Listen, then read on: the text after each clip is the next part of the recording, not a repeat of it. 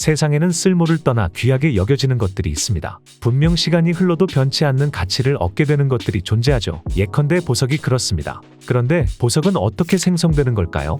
약 46억 년 전부터 지구 자체의 활동으로 만들어졌죠. 그 속에 담긴 시간의 밀도는 인간의 개념으로는 도저히 계산할 수 없을 정도죠.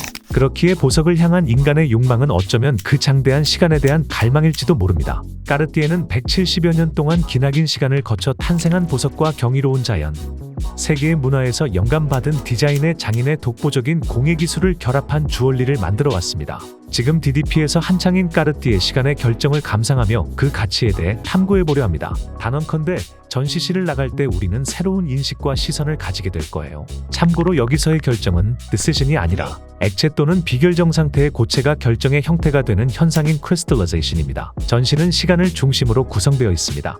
지난 2019년 도쿄 국립신미술관에서 열린 까르띠에 시간의 결정 전시를 디자인했던 아티스트 스기모토 히로시와 건축가 사카키다 토모유키가 설립한 신소재 연구소에서 이번 전시의 디자인을 맡았죠. 그들은 인류가 돌이라는 소재에서 보석을 발견해냈듯 나무와 돌 같은 자연의 소재와 까르띠에 작품들을 조화롭게 하여 전시를 완성했습니다. 그럼 시간을 결정화시킨 까르띠에의 보석들을 하나씩 살펴볼까요? 전시장에 들어서면 프롤로그, 시간의 공간, 미스터리 클락과 프리즘 클락 섹션에는 이름처럼 미스터리한 까르띠에의 모델 A 미스터리 클락이 놓여 있습니다. 시침과 분침이 무브먼트와 연결되지 않은 채 마치 다이얼에 떠 있는 것처럼 보이죠. 단순한 장식 예술을 넘어 현재가 순식간에 과거가 되고 끊임없이 미래를 향해 가는 시간의 신비한 진리를 표현하고 있죠. 첫 번째 챕터에서는 소재와 색채를 다루는 까르띠에만의 독보적인 노하우를 소개하고 있습니다. 여기 시가렛 케이스를 보세요. 1930년에 제작된 케이스는 옐로 골드와 라피스 라줄리, 터키석이 상감 세공되어 있고 잠금 장치에는 2개의 바게트 컷 다이아몬드를 장식해 화려함을 극대화시킨 결과물이죠. 까르띠에 디자인의 고유한 미학은 오랜 시간 이어지고 있습니다. 2017년에 만들어진 로통드 드 까르띠에 워치처럼요. 시간을 봐야 할지, 시계 자체를 봐야 할지 모를 정도로 황홀한 디자인입니다. 하드스톤 마케트리라 불리는 상감 세공은 유럽에서도 오래전부터 가구와 일상용품에 적용해온 전통적인 인레이 기법인데요. 까르띠에는 이 기술을 차용해 라피스 라줄리와 터키석 조각으로 로마 건축 양식의 집을 연상케 하는 모자이크 무늬를 만들었고 베니티 케이스와 시계 다이얼에 그려 넣었습니다. 화려한 색 조합 또한 까르띠에의 특징입니다. 피콕 패턴이라 불리는 블루와 그린의 조합이 대표적이죠.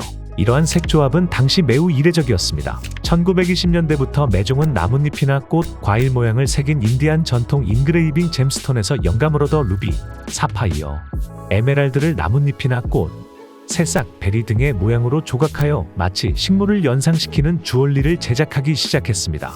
1970년대에 이르러 까르띠에는 이 컬렉션에 뚜띠프루티, 직역하면 모든 과일이라는 뜻의 이름을 붙였고 이는 현재 까르띠에 스타일을 상징하는 대표적인 라인으로 자리매김했습니다. 최근 새롭고 신선한 잼스톤의 조합이 등장하면서 매종의 팔레트는 더욱 풍성해지고 있습니다. 1936년에 제작되어 1963년 한 차례 리폼 작업을 거친 힌두 넥크리스를 보면 창의적인 색채미를 확인할 수 있죠. 이번 전시에서 가장 주목해야 할 점이 있죠. 바로 까르띠에가 시간의 결정이라는 개념을 바라보는 방법입니다.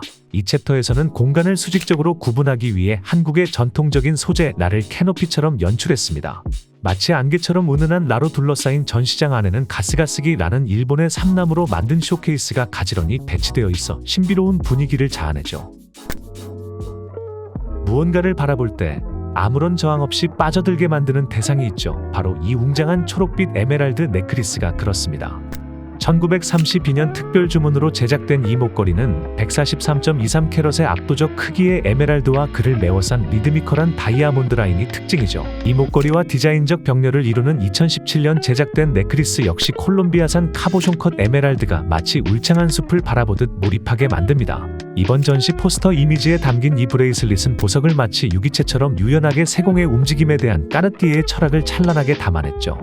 까르띠에의 역사에서 빠질 수 없는 존재, 팬더 컬렉션도 만나볼 수 있답니다. 팬더 컬렉션은 아프리카 여행 중 먹이를 찾아 헤매는 팬더의 모습에 매료된 루이 까르띠에가 이를 모티브로 한 작품을 만들기로 결심하며 처음 세상에 등장했죠. 독특한 패턴의 팬더가 34.27캐럿의 잠비아산 카보숑 컷 에메랄드를 품고 있는 브레이슬릿을 포함해 상징적인 팬더 모티프 주얼리를 한자리에서 감상할 수 있습니다. 챕터 마지막에는 이번 전시의 하이라이트 공간이 펼쳐집니다. 바로 까르띠에 주얼리와 한국, 일본의 앤티크 피스가 함께 전시되어 있는 공간이죠. 챕터 2 마지막에는 189.345캐럿의 오파를 비정형적인 형태 그대로 살려내며 까르띠에만의 독보적인 세공 기술을 보여주는 브레이슬릿과 동양적인 오브제가 조화를 이루는 모습을 확인할 수 있습니다. 자연에 대한 은유와 각 시대에 대한 호기심을 풀어낸 까르띠에 시리즈 역시 경이롭습니다. 까르띠에의 주얼리로 표현된 팬더, 목을 휘감는 뱀, 야생의 호랑이 등 형형색색의 동물들은 그야말로 상상력의 보고입니다. 이를 생생하게 주얼리로 구현하는 것은 기술적으로 매우 어려운 작업이죠. 실제 뱀처럼 유연하게 움직이는 주얼리가 대표적인 예입니다. 목의 곡선에 따라 유연하게 변하는 1919년에 제작된 스네이크 넥클리스는 까르띠에의 호기심이 만들어낸 걸작이죠. 이번 까르띠에 시간의 결정 전시에서 당신은 오랜 시간 변치 않은 까르띠에만의 고유한 시선을 보았나요? 결국 귀한 것은 도처에 숨겨진 것을 경이롭게 바라보는 시선이라는 사실을 이번 전시는 온 힘을 다해 표현하고 있습니다. 바로 그 이유로 보석은 시간을 초월한 채 이토록 요긴하고 아름답습니다.